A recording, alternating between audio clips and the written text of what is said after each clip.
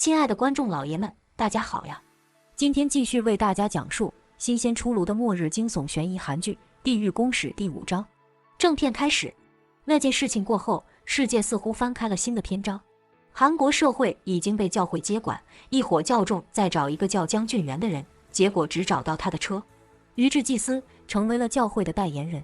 最近又有一个叫金永熙的人接到了神罚的通告。裴英在一个坐在黑暗的办公室查找关于苏图地区的资料，据说那是一个古代祭祀的地方，人们相信那里有神灵，有罪之人若是到达那里，任何人都不能对其进行惩罚。教会找到金永熙，得知他的神罚时间是6天后。于志发现他在寻找苏图，想要躲过死期。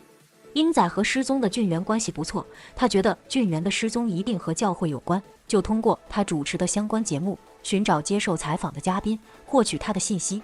新真理教现在有了专门的总部大楼、直播场地和设备，这些都得益于禁守的不懈努力，他的形象也被教会铭记，在此强行出境。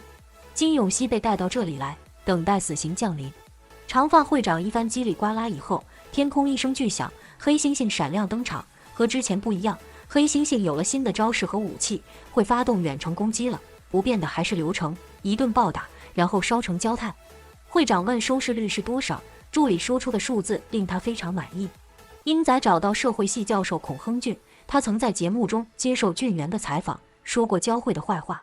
教授告诉他，神罚这种事也许就是超自然现象，但是新真理教却冠以神明的旨意，他们做的事就是帮这些人隐藏自己。而另一边，教会的领导们也得知了这个消息，知道了苏图这个庇护所的存在。同时，他们也再次听到了慧珍的名字。会长疑惑了，这个女人当时应该被自己的手下打死了才对。英仔请教授救自己的孩子，他刚出生3天就被宣告了。教授表示有人想见他，先跟他走。于志表示俊元也是接到宣告的人，但是苏图的人把他藏了起来，现在生意似乎不太好，哪一个接受宣告的人都要尽量抓回来掩饰，不然就没有主营业务收入了。会长表示小伙子前途无量，让他跪下，在他的脑袋上一顿猛拍，说是教会赋予了他无限的神之全能，他可以用任何手段铲除苏图的人。然后于志开始联系建族的人，准备用极端手段达成目的。教授带英仔去见了慧珍，慧珍表示新真理教打着惩戒罪人的名义行事，所以也不会拿婴儿出来掩饰，但是他们很有可能会暗中对婴儿下手，把他们夫妻做成杀人凶手。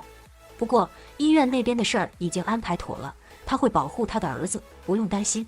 慧珍告诉他，禁守也是一个被宣告者，他花费了大功夫编造出这一场骗局，还是得益于5年期他让镜子站出来掩饰的助攻。所以如今想要戳破骗局，就需要以毒攻毒，再找一个镜子出来。他想用英仔的孩子来掩饰，慧珍极力劝说。英仔表示他不想当拯救世界的英雄，只想保护家人。另一边，建族的人找到一个叫锦培的人，他平时有放高利贷的行为，他们以这个为出师之名，通过暴力手段打探到了教授的下落。教授告诉英仔，慧珍当年被围殴的时候，因为路过的警车鸣笛声捡回了一条性命，当时的建族人还有点畏惧法律之心，但现在教会当权，完全就是无法无天了。所以从那以后，慧珍就联合律所的同事转入地下，开始了漫长的斗争，这也是为他当年的行为进行的赎罪之旅。教授表示他的女儿也收到过宣告，而且时间只有30秒。教授的话让英仔潸然泪下，觉得跟自己的遭遇很像，但回家的路上就有建族的人袭击了他的车，他被强行带走了。英仔跟妻子说了慧珍的提议，表示如果不愿意，也会在儿子死后帮忙伪装成意外。妻子想起了自己的经历，觉得儿子横竖都是死，不如就做点有意义的事情吧。教授被抓起来审问，锦培也在这里。教授是条汉子，宁死不屈，但锦培早已经把该交代的都交代完了。两人就这样被送进了火化炉。这帮人的想法很清楚，火化以后伪装成接受惩罚的样子。画面一转，于志带着人找到了慧珍的大本营，慧珍赶紧销毁痕迹，从后门跑路。教会人多势众，但却都是无脑硬冲的家伙，慧珍也今非昔比，身手变得十分矫健。于志和思清2个祭司亲自出马，都没能把慧珍拿下。隔天清晨，大学保安巡逻的时候，看见校门口挂着2具焦尸，正是教授和锦培。建族的人挂了一条横幅，写着忤逆神之旨意的人，以此来威慑世人。另一边，趁着英仔出门之际，妻子带着他们的儿子竟然走到了新真理教总部。电视上报道了教授遇害的事儿，英仔看见后心中非常不安。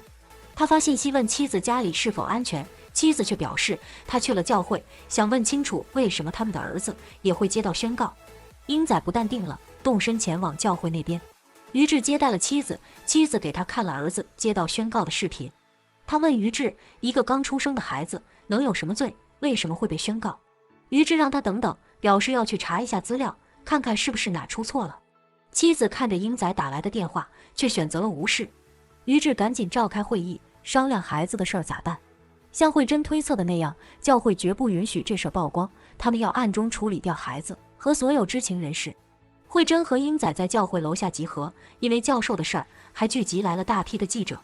慧珍让手下吸引注意力，手下走到远处，大喊自己收到了宣告。时间就在10分钟以后，场面瞬间混乱起来。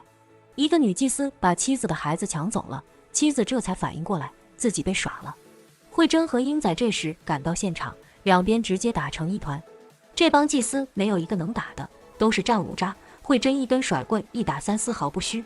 妻子追着女祭司要自己的孩子，英仔加入战斗，一把夺回了孩子，然后众人开始撤退。在地下停车场，一堆教徒开始围追堵截，但慧珍这次终于硬气了一把，飙着车逃离了这里。因为今天这一闹，会长开始急了，对着于志一阵拳打脚踢。明天就是孩子的最后一天了，会长担心，如果慧珍把掩饰公布，新真理教义就会不攻自破。他让于志无论如何要找到，并且偷偷解决掉他们。慧珍带英仔来到另一处秘密基地，在这里等他们的是一个蓬头垢面的人。此人表示，他以前也是教徒，从来没犯过什么错，但却莫名其妙收到了宣告。从那时起，他就反应过来，教会都是骗人的，宣告根本就是随机事件。英仔已经没什么问题了，但妻子还没下定决心。慧珍表示，先把孩子收到宣告的视频传到网上吧。此人表示，这个他熟悉，因为他之前是做直播的。原来他就是那个荧光绿的骷髅头。慧珍使用他的网络设备开始了一场直播。慧珍自作主张表示会直播孩子的演示过程。骷髅头露出了一个奇怪的眼神。新真理教那边也都看到了慧珍的直播，一个个瞬间头都大了。然后他们内部就出现了分歧，一人一个主意，谁也说服不了谁。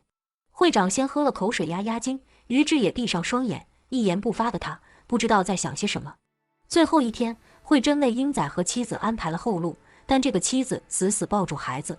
他偷偷打电话给会长，表示慧珍他们都在自己家，但是要会长解答他心中的疑问。他的死期也是今天，比孩子晚5分钟。他问会长，这代表什么意思？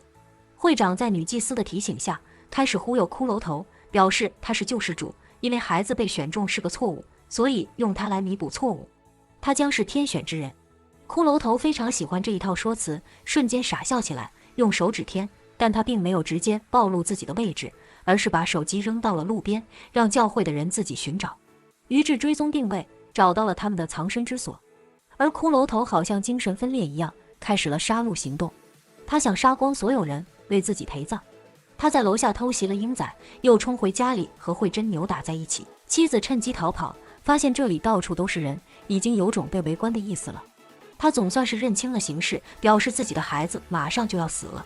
天空一声巨响，大猩猩从天而降，妻子死死地把孩子抱在怀里。英仔听到声音，也迅速赶过来，一家人紧紧地抱在一起。大猩猩抓不到孩子，开始对他们发起攻击，最后竟然把他们一起烧焦了。但是在他们的怀里，孩子竟然生存了下来。骷髅头看到这一幕，瞬间凌乱了。骷髅头想杀死孩子，慧珍奋力地扑倒他，两人又纠缠在一起。最后大猩猩出场，这次没有太多前戏，按在地上摩擦了2下，就直接给烧了。场地中央只剩下慧珍和孩子。教会的人此时冲了进来，还想抓住慧珍和孩子。一个老人站了出来，指责他们是骗子。于志直接把老人按在地上摩擦。一个警察站了出来，表示于志因为恶意伤害，现在将他逮捕。这也代表着法律的复苏，人们的良知和理性终于开始被唤醒。慧珍带着孩子上了一辆出租车，司机认出了他，并为他设计了一条安全的路线。最后，当初站出来掩饰的女人朴镜子竟然在一团火焰中重生了。这盘棋编剧还没有下完。本章故事就到此为止了。喜欢节目的观众老爷们，请点赞和关注吧，可以提前看到更新哦。